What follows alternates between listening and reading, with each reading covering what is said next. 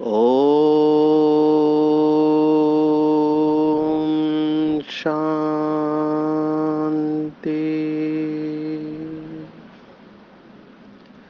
आज 6 दिसंबर 2022 भारत में मंगलवार है। Today is 6th December 2022 and it's Tuesday in Bharat. आज की मुरली का जादुई रहस्य स्वयं को प्रेरणा देने के लिए Magical secrets of today's Murli for motivating the self। हम सब बाबा के बच्चे बहुत ही भाग्यवान है, पद्मा पदम भाग्यशाली है, जो स्वयं निराकार ज्ञान का सागर पतित पावन शिव बाबा हमारा टीचर है, गाइड है, उस्ताद है।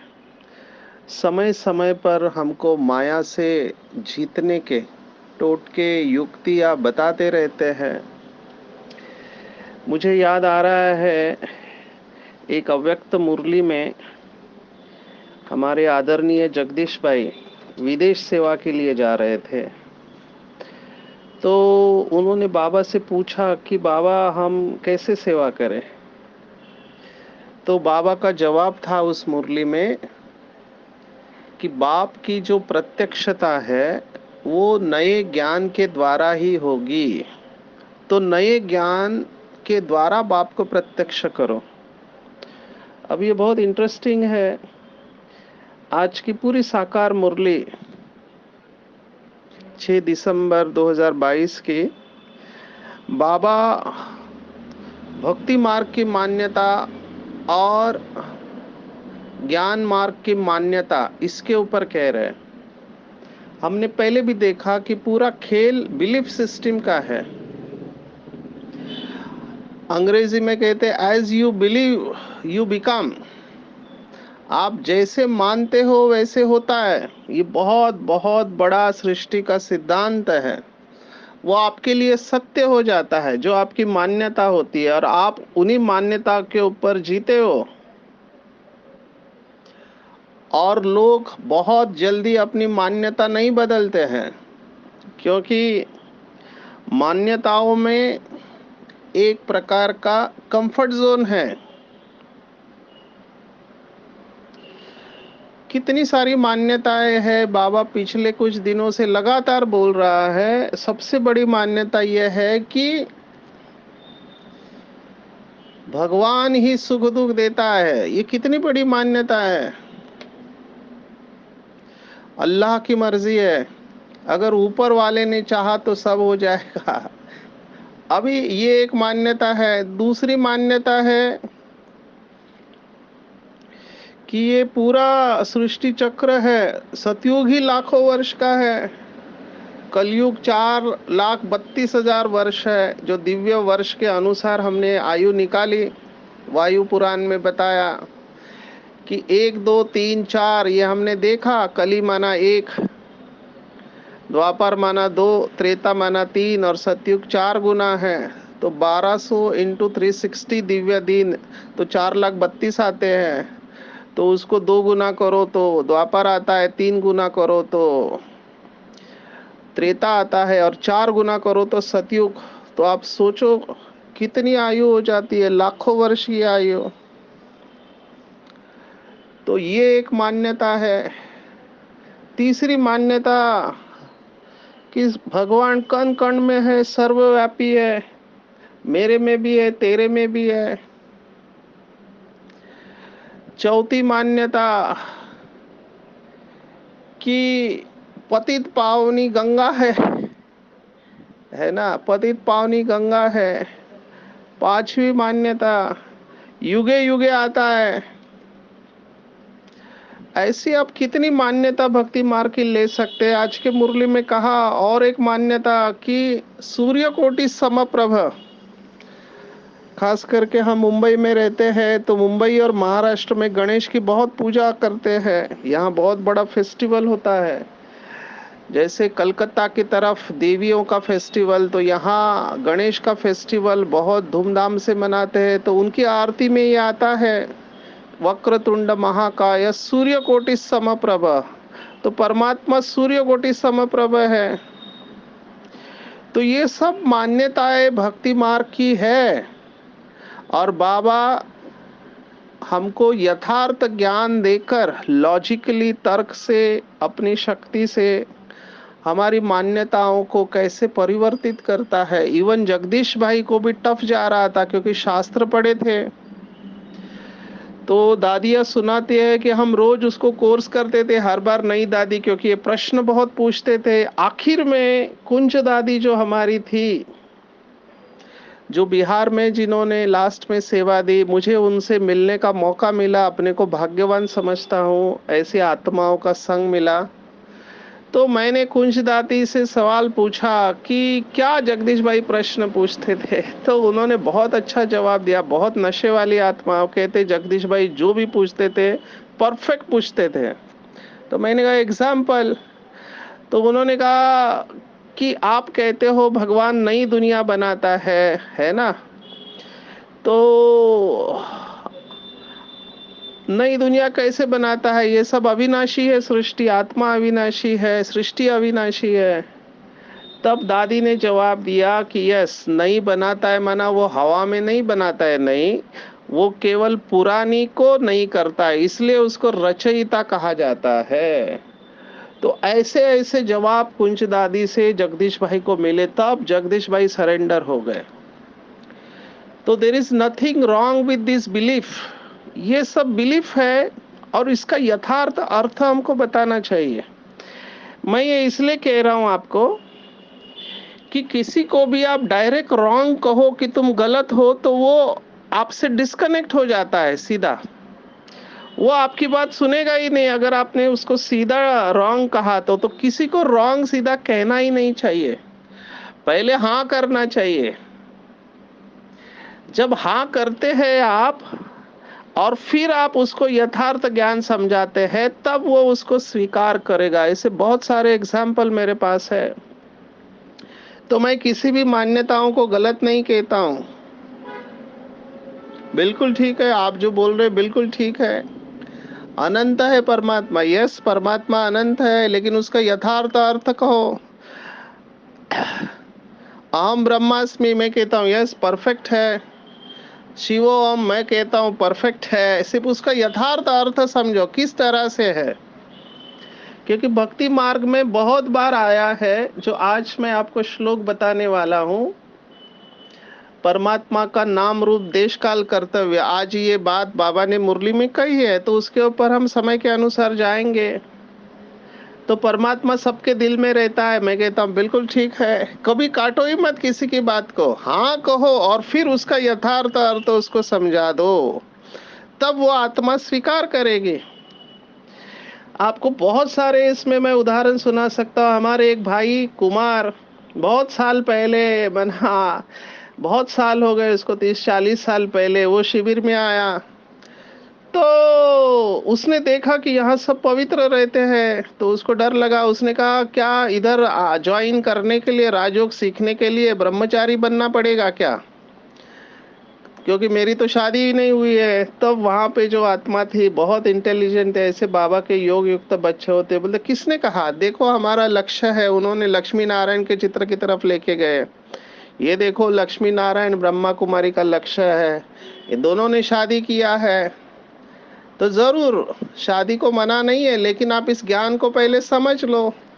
तो उसको फिर धीरज आया कि अच्छा शादी तो कर सकते हैं, और उसने फिर ज्ञान सुना। फिर उसको मुरली की लगन लगी, उसको योग लगा, और आज वो भाई सबसे वरिष्ठ भाई करके अहमदाबाद में सेवा दे रहा है। उसकी उम्र 60+ हो गई है। तो वो अपना अनुभव सुनाते हैं कि अगर मुझे उस समय बोल दिया होता कि नहीं बाबा यहाँ तो पवित्र रहना पड़ेगा, तो मैं आता ही नहीं इधर।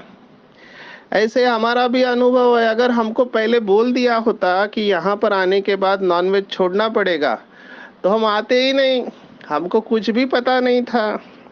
लेकिन जैसे ही बाबा का परिचय मिला, हम तो झाटकू है, देखे और फिदा हो गए। तो अपने आप सब छूट गया, कोई मेहनत नहीं है। बाबा ने ये कहा, जिस आत्मा का पार्ट है ड्रामा में वो आएगी, लेकिन हमको हमारे तरफ से यथार्थ बताना चाहिए। तो आज के मुरली में जितने भी बिलीफ सिस्टम है, हम उनके ऊपर जाएंगे। एक एक बिलीफ सिस्टम को हम देखेंगे कि कैसे परमात्मा बिंदी है। परमात्मा बिंदी है। तो कल भी मैंने गीता जयंती का सेशन लिया, तो उसमें ये स्लाइड दिखा है कि स्वयं भगवत गीता कहती है कि परमात्मा सूक्ष्म से भी अति सूक्ष्म है। तो ये 8वें अध्याय में अक्षर ब्रह्म योग 28 श्लोक है, उसमें 9वां श्लोक है, बहुत सुंदर श्लोक है। कविम पुराणम अनुशासितारम अणु अनियासम, माना सूक्ष्म से भी सूक्ष्म, अणु से भी सूक्ष्म है। सर्वस्य धातारम अचिंत्य रूपम आदित्य वर्णम, सूर्य के समान चेतन प्रकाश स्वरूप है, पर सूर्य के जैसे नहीं है, सूर्य के समान है, आदित्य वर्णम कहा गया है। तमस परस्तात अनुस्मरेत, माना ये श्लोक स्पष्ट कह रहा है कि मैं सूक्ष्म से भी सूक्ष्म हो, अचिंत्य, मेरा चिंतन करना भी मुश्किल है, इतना सूक्ष्म मैं हूं, लेकिन मैं प्रकाश स्वरूप हूं। तो ये 8वें अध्याय में 9वां श्लोक है, आप इसके ऊपर चिंतन करें। और फिर 13वां अध्याय है क्षेत्र क्षेत्रज्ञ विभाग योग, जिसमें 34 श्लोक है, और ये 17वां श्लोक है, बहुत सुंदर है। ज्योतिषाम अपि तज्ज्योति तमस परमुच्यते, ज्योतिषाम अपि, माना मैं ज्योतियों की भी ज्योति हूं और माया से परे हूं। तमस परस्तात, ऐसे कहा, ज्ञानम ज्ञेयम ज्ञान गम्यम हृदि सर्वस्य विष्ठितम, तो मैं जानने योग्य हूं।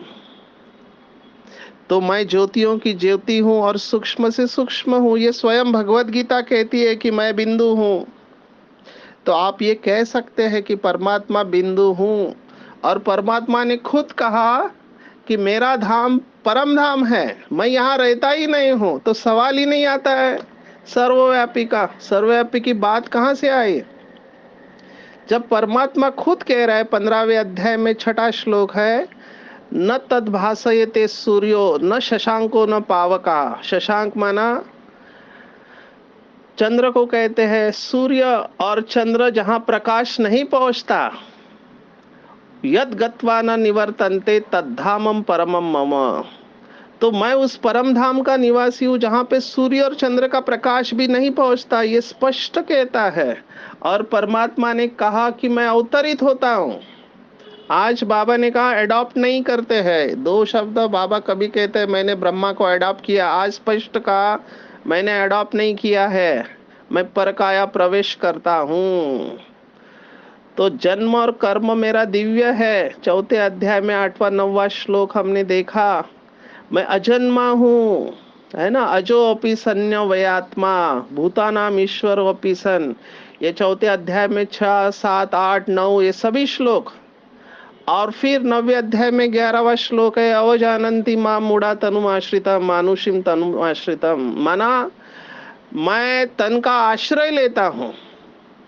स्वामधिष्ठाय प्रकृतिम स्वामधिष्ठाय, प्रकृति को मैं अधीन करके आता हूँ। तो ये परकाया प्रवेश का भी हो गया श्लोक 4था अध्याय 9वां अध्याय। और मैं देवात्मा नहीं हूँ, मैं परमात्मा हूँ, न मैं कृष्ण हूँ, मैं न राम हूँ, न गणेश हूँ, ये सब देव आत्माएं हैं। तो ये भी श्लोक है 9वें अध्याय में।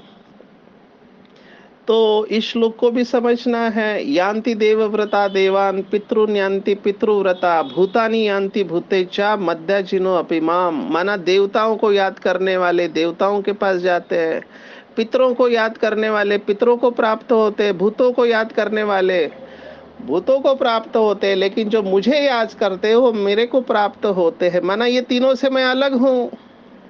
फिर ये साक्षात्कार कैसे होते हैं, तो उसका भी राज बाबा ने आज की मुरली में कहा कि जैसी भावना होती है वैसे मैं ही मनुष्यों को साक्षात्कार कराता हूँ। ये 4 अध्याय में 11वां श्लोक है। ये यथा माम प्रपद्यन्ते ताम तथैव भजाम्यहम, मम वर्तमानुवर्तन्ते मनुष्य पार्थ सर्वशा। तो जो जो जिस भावना से मुझे याद करता है, अगर गणेश की भावना से याद करेगा तो वो गणेश से ही संतुष्ट होगा। हनुमान की भावना से याद करेगा, जब तक हनुमान का साक्षात्कार नहीं होगा तब तक वो खुश नहीं होगा। तो जिस जिस भावना से मुझे याद करते, मैं उनकी भावना का भाड़ा दे देता हूँ। तो परमात्मा बिंदु स्वरूप है, परमधाम निवासी है, अवतरित होता है, मतलब यहाँ नहीं है। अगर युगे युगे कहा तो भी 4 युग है, तो 4 अवतार होने चाहिए। 24 अवतार कहाँ से आए, या 10 अवतार कहाँ से आए? इसका मतलब कुछ तो गड़बड़ है। तो युगे युगे का मतलब यहाँ पर चतुर्युगे लेना चाहिए, ना कि हर युग, चतुर्युग। क्योंकि 8वें अध्याय में चतुर्युग का कंसेप्ट आया है, तो चतुर्युग के एंड में परमात्मा आता है। तो ये हमको समझना चाहिए और समझाना चाहिए। फिर और एक है कॉन्सेप्ट कि आत्मा ही परमात्मा है। अभी स्वयं भगवत गीता कहती है 16, 17, 18 अध्याय, 15वें में 16, 15वें अध्याय में 16, 17, 18वां श्लोक, तीनों श्लोक है, कंटिन्यूस आए हैं। द्वामिमो पुरुषो लोके क्षर अक्षर एवच, क्षर सर्वाणि भूतानि कूटस्थो अक्षर उच्यते। कि 2 प्रकार के पुरुष है, एक जो शरीर और उसके अंदर रहने वाली आत्मा, एक क्षर है माना जिसका विनाश होता है शरीर का, और एक जिसका विनाश नहीं होता है। लेकिन इन दोनों से भी एक उत्तम अन्य पुरुष है, पुरुषस्त्वन्य कहा गया है, उत्तम पुरुषस्त्वन्य। तो वो तीनों लोकों में प्रवेश करके धारण पोषण करता है, बिभर्त व्यय ईश्वरा, ऐसे श्लोक आता है। और मैं इस क्षर और अक्षर से अतीतो अहम, अक्षरादपि चोत्तमः, ऐसे कहा है, और मेरा नाम पुरुषोत्तम है। तो ये 16, 17, 18 श्लोक स्पष्ट कह रहा है कि आत्मा और शरीर इससे भी अलग मैं परम आत्मा हूँ, जिसका नाम पुरुषोत्तम है। मैंने आत्मा को पुरुष कहते हैं और पुरुषों में मैं उत्तम हूँ, इसलिए उसको परमात्मा कहा गया। तो नाम रूप देश काल कर्तव्य हम भगवत गीता के ऊपर स्पष्ट कह सकते हैं कि परमात्मा ऐसे है, तो इसको स्वीकार करना पड़ेगा। तो लोगों को हमको कभी भी ना नहीं कहना चाहिए। मैं कहता हूँ यस अहम ब्रह्मास्मि के बजाय अहम ब्रह्म निवासी को कहते। आत्मा निर्लेप है, मैं कहता हूँ बिल्कुल ठीक है। जब वो बिल्कुल पावन बन जाती है, परम धाम में जाती है, तब उसके ऊपर कोई लेप शेप नहीं होता है। सिर्फ आप पोजीशन अच्छी तरह से रखो। अनंत है, मैं कहता हूँ यस परमात्मा अनंत है, लेकिन शक्तियों में अनंत है। सूर्य कोटि समप्रभ उसकी शक्तियां है, उसका रूप तो अणुअणीय सम है। तो किसी भी बात को ना नहीं कहना चाहिए भक्ति मार्ग में। उसको यथार्थ रूप में हमको समझाएंगे तो सामने वाला उसको स्वीकार कर सकता है। तो बिलीफ सिस्टम, तो बिलीफ की गहराई में जाना चाहिए। तो आज मैं स्पेशल, मेरा ध्यान तो रहता है कि इसके आर्गुमेंट में नहीं जाए हम। मैं ज़्यादातर संस्कार परिवर्तन के ऊपर कहता हूँ। तो आज 2 शब्द आए जो मेरे फील्ड के हैं। माना नशा मुक्ति में सेवा देता हूँ, तो बाबा ने आज कहा विकारों का भी नशा होता है, ऐसे तुमको निर्विकारीपन का नशा है। अभी मेरे को ये बात बहुत इम्पोर्टेंट लगी कि विकारों का नशा कैसे होता है। तो मेरे पास केसेस आते हैं। अभी कौन से केसेस आते हैं? माँ बाप बहुत परेशान है कि हमारे बच्चे रात को इंटरनेट पर बैठते, सुबह 4 बजे तक बैठते हैं। अभी इंटरेस्टिंग ये है, जो भी ड्रामा प्लान अनुसार इसमें भाई तो है ही है, कुमारियाँ भी है, उनको भी एडिक्शन लग चुका है। विकारों का एडिक्शन, कुछ वेबसाइट ऐसे होते हैं जिसको ये लोग विजिट करते हैं। गवर्नमेंट ने बैन कर दिया है, लेकिन नए नए वेबसाइट बनते रहते हैं। अभी ये एडिक्शन है, विकारों का नशा। और ये भी बिहेवियरल एडिक्शन। पहले एडिक्शन समझते थे कि बीड़ी सिगरेट तंबाकू है ना, अफीम चरस गांजा। आज हमारे पास डिजिटल एडिक्शन है, मोबाइल एडिक्शन है, इंटरनेट एडिक्शन है, गेम का एडिक्शन है, वीडियो गेम का। ऐसे ही ये एडिक्शन विकारों का एडिक्शन है। ये आज डॉक्टर्स इसको एक्सेप्ट करते हैं। जो मन की बीमारियों में काम करते हैं, साइकियाट्रिस्ट है या काउंसलर है, हमारे पास ये केसेस आते। एक माता लेके आए बच्चे में, कहता है ये पढ़ाई में फेल हो रहा है, मोबाइल पे रहता है, कहता है मैं गूगल में पढ़ाई देखता हूँ। तो मैंने कहा उसको लेके आओ, साथ में फोन लेके आओ। अभी वो भोला था, उसको पता नहीं था, उसको लगा छिप जाएगा। मैंने उसको पूछा क्या तुम ऐसे वेबसाइट को विजिट करते? बोला नहीं नहीं, मैं तो केवल पढ़ाई की बातें करता हूँ। फिर मैंने सेकंड प्रश्न पूछा, ये मोबाइल आपके पास ही रहता है? बोलता हाँ, मेरे अलावा कोई यूज नहीं करता। मैंने उसका मोबाइल लेके उसके हिस्ट्री में गया, मैं इंटरनेट हिस्ट्री, उसको पता ही नहीं था कि हिस्ट्री में सब होता है कि जहाँ जहाँ आपने विजिट किया हुआ है। तो सब वेबसाइट देखी। मैंने उनकी माताजी को कहा कोई भी वेबसाइट पे क्लिक करो, तब उसको पता चला कौन कौन से फोटो सामने आए। तो वो देख के हैरान हो गई। मैंने उस लड़के को पूछा ये कौन सी वेबसाइट है फिर आपके हिस्ट्री में है? कहता है मुझे पता नहीं, किसी ने मेरा फोन यूज किया होगा। इसलिए पहले मैंने उससे प्रश्न पूछा कि क्या आपके अलावा कोई इसको फोन यूज करता है या नहीं। अभी वो पकड़ा गया। फिर उसने कहा कि दोस्तों ने मुझे बताया है वेबसाइट, फिर मैं उसमें जाने लगा, मुझे अच्छा लगने लगा, और फिर कुछ आदतें लग जाती है। तो ये बहुत चैलेंजिंग है इस समय। इससे पूरा साइकिल चेंज होता है, शरीर के ऊपर इफेक्ट आता है। तो ये विकारों का एडिक्शन है और ये बहुत बड़ा रूप लेते जा रहा है। और हमको पता है काम विकार इस समय खत्म कर रहा है सबको, क्योंकि लोगों के जीवन में खुशी बची ही नहीं है, वो इसी को ही खुशी समझते हैं। तो ये और बढ़ते जाने वाला है। बाबा ने ये स्पष्ट कहा हुआ है, पूरी सृष्टि इस समय काम विकार से जली हुई है। बाबा के बच्चों को बहुत संभाल के रहना चाहिए, क्योंकि वाइब्रेशन है चारों तरफ। अगर हम निर्विकारीपने का नशा नहीं चढ़ाते हैं तो डेफिनेटली विकारीपन का नशा है। अभी हम तो बाबा के बच्चे बहुत गहराई में इसमें जा रहे हैं। हमको सूक्ष्म होते जाना है, क्योंकि बॉडी कॉन्शियसनेस का भी नशा कम नहीं है। देखो भक्ति मार्ग में एक बहुत अच्छी बात सुनाते हैं। वो कहते हैं कि इस समय जितनी भी समस्या है उस सब की जड़ एक ही शब्द है, वो है प। और इस सब का समाधान भी एक ही शब्द है, वो है प। तो कौन सा प? तो प माना पति पत्नी, पुत्र पुत्री, पद, प्रतिष्ठा और पैसा, ये सब प से चालू होता है।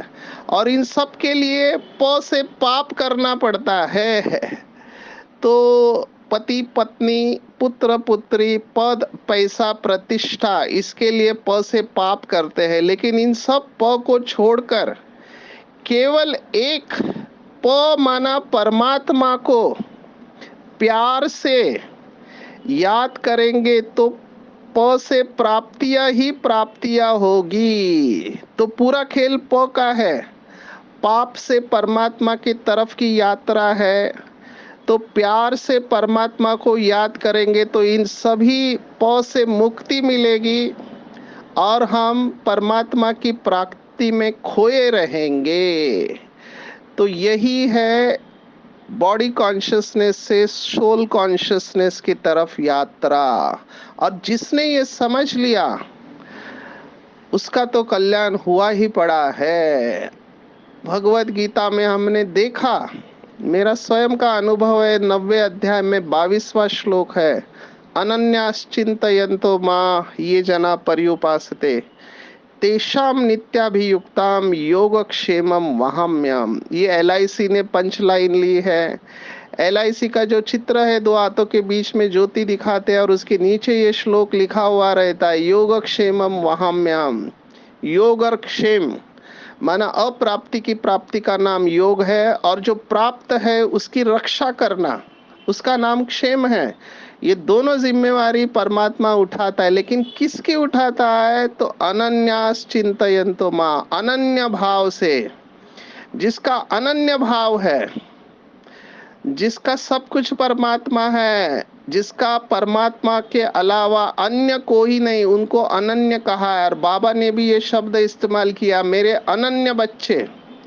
या सिंपल शब्दों में कहे, जिन्होंने भगवान को अपना संसार बना लिया है। जो बाबा मुरली में कहता है, मेरा तो एक शिव बाबा दूसरा न कोई, जिनका ऐसा है मेरा तो एक शिव बाबा दूसरा न कोई, वही निर्विकारेपन के नशे का अनुभव कर सकते हैं, अदरवाइज इट इज टफ। सर्व प्राप्ति एक से होना चाहिए, एक से सर्व प्राप्ति है। जितना भी पति पत्नी पुत्र पुत्री पद पैसा प्रतिष्ठा प्यार जो भी सुनाया, ये सब आपको एक परमात्मा से मिल सकते हैं, और परमात्मा हमको अंदर से भरपूर करता है, तभी निर्विकारीपन का नशा चढ़ता है। और ये स्मृति जिसको आ गई, उसकी मान्यताएं ऑटोमेटिकली बदलने लगती है। अभी एक और मान्यता जो कल मैंने सुनाई थी, बहुत उसके ऊपर फीडबैक आए कि दूसरे मुझे दुख देते हैं। ये फंडामेंटल है कि कोई किसी को दुख नहीं देता है, हम हमारा दुख स्वयं निर्माण करते हैं। इसको बहुत बहुत अंदर अपने गहराई तक लेके जाना है। आई हैव अ चॉइस, मुझे हर क्षण चॉइस है, परमात्मा ने फ्री विल दिया हुआ है मुझे। कि कोई कुछ भी कहे, कोई कुछ भी कहे, उसकी बात को दिल से लेना या नहीं लेना। कई लोग हर बात को बहुत दिल से लगा लेते हैं, और ये लोग अपना हर्ट क्रिएट करते रहते हैं, पर्सनल अटैक लेते हैं। तो ज्यादा पर्सनल अटैक नहीं लेना चाहिए, उसके पीछे का भाव समझना चाहिए कि वो आत्मा क्यों ऐसा कह रही है या कर रही है। रिलेशनशिप्स, मैं इसके ऊपर सोच रहा था, रिलेशनशिप्स, क्योंकि मेरे सामने सबसे ज्यादा पेपर रिलेशनशिप्स के आते हैं काउंसलिंग के लिए, और इसमें भूल जाते हैं लोग कि सबसे इम्पोर्टेंट रिलेशन दूसरों के साथ वाला नहीं है, सबसे इम्पोर्टेंट रिलेशन है हमारा खुद के साथ। सेल्फ एक्सेप्टेंस और सेल्फ रिजेक्शन। बॉटम लाइन ये है कि मैं अपने आप को स्वीकार करता हूं या रिजेक्ट करता हूं, मैं बहुत अच्छा हूं। सेल्फ एक्सेप्टेंस से सेल्फ रिस्पेक्ट आता है।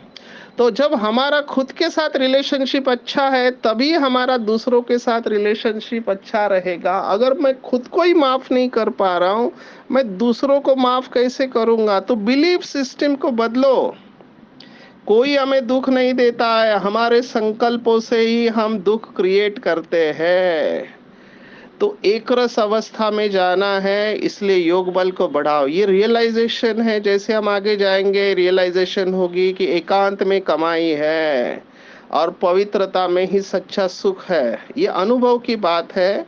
बाबा ने आज इसको कहा कि पॉइंट शब्द की स्मृति से, निगेटिविटी के प्रभाव से अपने आप को बचाओ। अगर हम पॉइंट शब्द की स्मृति में नहीं है, तो परिस्थितियां हमारे ऊपर इफेक्ट डालेगी। दो प्रकार के लोग होते हैं, एक बोलते हैं क्या करे परिस्थिति ऐसी थी, माँ बाप ऐसे मिले, स्कूल ऐसा मिला, बचपन में ऐसा हुआ, इसलिए मैं ऐसा हुआ हूँ। रॉन्ग। परिस्थिति कैसे भी है, बाबा ने कहा स्वस्थिति शक्तिशाली है, परिस्थिति कुछ नहीं कर सकती। यही बात आज आई है। पॉइंट, कोई भी बात हो जाती है, संकल्प बोल कर्म अगर व्यर्थ है, पॉइंट लगा दो, फुल स्टॉप।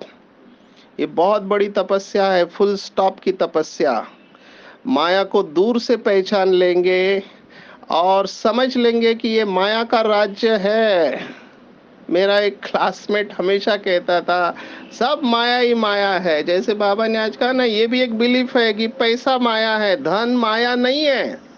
धन न्यूट्रल है, आप धन का कैसे उपयोग करते हो उसके ऊपर है। ये भी दिमाग में चढ़ा जाता है। कई लोगों को अपने धन का नशा होता है, प्रॉपर्टी का नशा होता है, अपनी खूबसूरती का नशा होता है, और मरने के बाद ये तीनों चीजें ही बदल जाती है। आपका शरीर बदल जाता है, आपका नाम बदल जाता है, और आपका घर बदल जाता है। तो ये विनाशी परिवर्तनशील चीजें हैं। बिंदु लगाओ, आत्मा बिंदी, बाबा बिंदी, ड्रामा बिंदी, फुल स्टॉप। अपनी एनर्जी को सेव करो और अपने जितनी भी एनर्जी है ईश्वरीय सेवा में लगाओ, तो रोज आप बहुत सुंदर अनुभव करेंगे। मुझे तो बहुत लगता है कि आपके साथ अनुभव शेयर करूं। आज मैं सुबह बैठे बैठे सोच रहा था कि कैसे विहासा का प्रोग्राम बढ़ाऊं मेडिकल कॉलेजेस में। तो सामने एक डॉक्टर का चेहरा आया, नासिक में प्रोग्राम करना था। तो डॉक्टर उज्जवल कापड़नीस ये मालेगांव में रहते हैं। तो उनको फोन किया और उनको बोला वहां पे एक मेडिकल कॉलेज है, वहां पे हमको बिहासा करना है, डीन से मैं मिल चुका हूँ लेकिन आगे कुछ हो नहीं रहा है। तो उनका 5 मिनट के बाद मुझे फोन आया कि आपको डीन का फोन आएगा। मैंने कहा ये सब कैसे हुआ? तो उन्होंने कहा मेरा पहला पेशेंट जो आया वो उसी कॉलेज का डायरेक्टर है, उसने डीन को फोन किया। अभी डीन ने फिर एक प्रोफेसर को कहा, उसका मुझे फोन आया और वहां सेवा होने वाली है। तो ये मैं आपको कैसे सुना रहा हूँ, ऐसे हम रोज अनुभव करते हैं। इसको कहते हैं योगा योग, सिंक्रोनो डेस्टिनी। डेस्टिनी को आप सिंक्रोनाइज हो जाते हैं ड्रामा की पटरी पर, तो ऐसे चमत्कार आप रोज अनुभव करते रहेंगे। तो आज पूरी मुरली में टेक होम ये है कि रहस्य जो बाबा ने सुना है कि 3 बाप हम सबके अलग अलग है। बाप को यथार्थ पहचानो, और सभी बिलीफ सिस्टम भक्ति मार्ग की है, उसको कैसे यथार्थ रूप में दूसरों को समझाना है, और बिंदी लगाकर पॉइंट स्वरूप में स्थित होकर अपना श्रेष्ठ भाग्य बनाना है। अच्छा, ओम शांति।